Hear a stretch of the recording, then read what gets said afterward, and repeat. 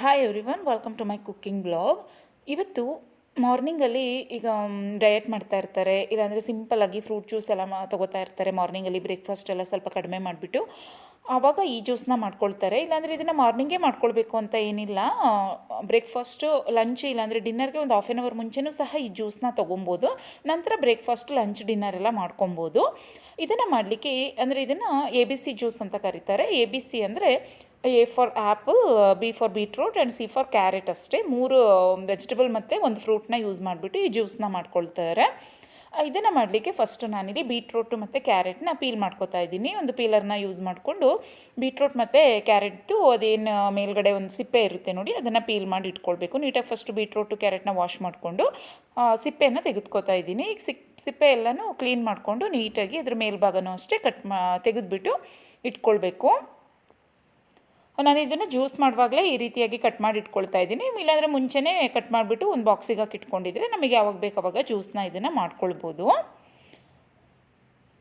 ಈಗ ನೋಡಿ ಬೀಟ್ರೂಟ್ ಮತ್ತು ಕ್ಯಾರೆಟ್ನ ಪೀಲ್ ಮಾಡಿಕೊಂಡೆ. ನಂತರ ಆ್ಯಪಲ್ನ ಡೈರೆಕ್ಟಾಗಿ ಮಿಕ್ಸಿ ಜಾರ್ಗೆ ಕಟ್ ಮಾಡಿಬಿಟ್ಟು ಹಾಕ್ಕೊಳ್ಬೋದು. ನಂತರ ಶುಂಠಿನೂ ಅಷ್ಟೇ ನೀಟಾಗಿ ಪೀಲ್ ಮಾಡಿ ವಾಶ್ ಮಾಡಿ ಇಟ್ಕೊಂಡಿದ್ದೀನಿ.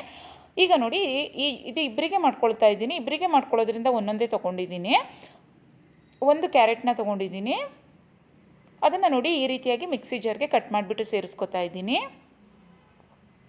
ಹಾಗೆ ಒಂದು ಆ್ಯಪಲನ್ನು ಸೇರಿಸ್ಕೊತಾ ಇದ್ದೀನಿ. ಇದನ್ನು ಪರ್ಫೆಕ್ಟಾಗಿ ಇಬ್ಬರು ಮಾಡ್ಕೊಳ್ಬೋದು ಅಷ್ಟೇ, ಒಂದೊಂದನ್ನು ತೊಗೊಂಡ್ರೆ. ಅಂದರೆ ತುಂಬ ನೀರು ಆ್ಯಡ್ ಮಾಡಿಕೊಂಡು ಚೆನ್ನಾಗಿರಲ್ಲ ನೋಡಿ ಅದರಿಂದ. ಮತ್ತು ಯಾವುದೇ ಸ್ವೀಟ್ ಆ್ಯಡ್ ಮಾಡೋ ಅವಶ್ಯಕತೆ ಇರಲ್ಲ. ಇದೇ ಸ್ವಲ್ಪ ಸ್ವೀಟ್ನೆಸ್ ಕೊಡುತ್ತೆ ಅದರಿಂದ. ಎಲ್ಲದರಲ್ಲೂ ಸ್ವೀಟ್ ಅಂಶ ಇರುತ್ತೆ ನೋಡಿ ಅದರಿಂದ. ನೋಡಿ ಈಗ ಪೂರ್ತಿಯಾಗಿ ಒಂದು ಆ್ಯಪಲನ್ನು ಸೇರಿಸ್ಕೊಂಡಿದ್ದೀನಿ. ನಂತರ ಪೂರ್ತಿಯಾಗಿ ಒಂದು ಬೀಟ್ರೋಟನ್ನು ಸಹ ಸೇರಿಸ್ಕೊತಾ ಇದ್ದೀನಿ. ಮತ್ತು ಇದಕ್ಕೆ ಸ್ವಲ್ಪ ಜಾಸ್ತಿನೇ ಶುಂಠಿನ ಹಾಕೋತಾ ಇದ್ದೀನಿ, ಚೆನ್ನಾಗಿ ಅನಿಸುತ್ತೆ ಅದರಿಂದ.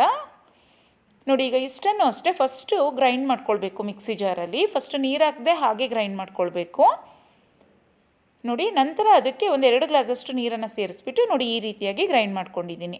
ಈಗ ಗ್ರೈಂಡ್ ಏನು ಮಾಡ್ಕೊಂಡಿದ್ವು ನೋಡಿ, ಅದು ಹಾಗೇನೂ ಬೇಕಿದ್ರೆ ಕುಡಿಬೋದು. ಆದರೆ ತರಿ ಅಂಶ ನೋಡಿ ತುಂಬ ಸಿಗುತ್ತೆ ಕುಡಿಯುವಾಗ. ಅದರಿಂದ ಈ ಥರ ಸ್ಟ್ರೇನರಲ್ಲಿ ಸ್ಟ್ರೇನ್ ಮಾಡಿಕೊಂಡ್ರೆ ಜ್ಯೂಸ್ ಕುಡಿಲಿಕ್ಕೆ ತುಂಬ ಚೆನ್ನಾಗಿ ಅನಿಸುತ್ತೆ. ಈಗ ಔಟ್ಸೈಡಿಂದ ಎಲ್ಲ ಫ್ರೂಟ್ ಜ್ಯೂಸ್ ಎಲ್ಲ ತರ್ತೀವಿ ನೋಡಿ, ಸೇಮ್ ಅದೇ ಥರ ಅನಿಸುತ್ತೆ ಕುಡಿಲಿಕ್ಕೆ. ಈಗ ನೋಡಿ ನಾನು ಈ ರೀತಿಯಾಗಿ ಪೂರ್ತಿಯಾಗಿ ಅದನ್ನು ಸ್ಟ್ರೇನ್ ಮಾಡ್ಕೊತಾ ಇದ್ದೀನಿ. ಮತ್ತು ಅದನ್ನು ಬರೀ ಟ್ಯಾಪ್ ಮಾಡ್ಕೊತಾ ಇದ್ದೀನಿ. ಯಾರು ಮತ್ತೆ ಇಲ್ಲಿ ಏನು ಸ್ಟ್ರೇನರಲ್ಲಿ ಉಳ್ಕೊಂಡಿದೆ ನೋಡಿ ಅದನ್ನು ಮತ್ತೆ ರೀಯೂಸ್ ಮಾಡಲ್ಲ ಅಂಥವರು ಹಾಗೆ ಟ್ಯಾಪ್ ಮಾಡ್ಕೊಳ್ಳಿ ಸಾಕು. ಅದನ್ನು ರೀಯೂಸ್ ಮಾಡೋ ಅಂಥವ್ರು, ರೀಯೂಸ್ ಯಾರು ಮಾಡೋದಿಲ್ಲ ನೋಡಿ ಅಂಥವರು ಅದನ್ನು ಸ್ಪೂನಿಂದ ಪ್ರೆಸ್ ಮಾಡ್ಕೊಳ್ಳಿ, ಇನ್ನೂ ಒಂದು ಸ್ವಲ್ಪ ಜ್ಯೂಸ್ ಸಿಗುತ್ತೆ ಅದರಿಂದ. ನಾನು ಅದನ್ನು ಮತ್ತೆ ಯೂಸ್ ಮಾಡ್ಕೊಳ್ತೀನಿ, ಅಂದರೆ ಅದರಿಂದ ಚಪಾತಿ ಮಾಡ್ಕೊಳ್ತೀನಿ. ಅದರಿಂದ ಮತ್ತೆ ನಾನೇನು ಅದನ್ನು ಪ್ರೆಸ್ ಮಾಡ್ಕೊಳ್ಳಿಲ್ಲ ನೋಡಿ. ಈಗ ನೀಟಾಗಿ ಇದು ಪೂರ್ತಿಯಾಗಿ 2 ಗ್ಲಾಸ್ ಮಾತ್ರ ಆಗಿದೆ. ನಾನು ಅದೇನು ಒಂದು ಕ್ಯಾರೆಟು, ಒಂದು ಬೀಟ್ರೋಟು ಮತ್ತು ಒಂದು ಆ್ಯಪಲ್ ತೊಗೊಂಡಿದ್ದೆ ನೋಡಿ, ಅದರಿಂದ ಪೂರ್ತಿಯಾಗಿ ಕರೆಕ್ಟಾಗಿ 2 ಗ್ಲಾಸ್ ಜ್ಯೂಸನ್ನ ಮಾಡ್ಕೊಳ್ಬೋದು. ಇದನ್ನು ಯಾವ ಟೈಮ್ನಲ್ಲಿ ಬೇಕಾದರೂ ಮಾಡ್ಕೊಳ್ಬೋದು, ಮಾರ್ನಿಂಗಲ್ಲಿ, ಇಲ್ಲಾಂದರೆ ಆಫ್ಟರ್ನೂನಲ್ಲಿ, ಇಲ್ಲಾಂದರೆ ಈವ್ನಿಂಗ್ ಟೈಮಲ್ಲಿ. ಆದರೆ ನಾವು ಅದೇನು ಊಟ ಎಲ್ಲ ತೊಗೋತೀವಿ ನೋಡಿ, ನಮಗೆ ಅದ್ರಕ್ಕಿಂತ ಹಾಫ್ ಆನ್ ಅವರ್ ಮುಂಚೆ ತೊಗೊಂಡ್ರೆ ತುಂಬ ಹೆಲ್ಪ್ ಆಗುತ್ತೆ.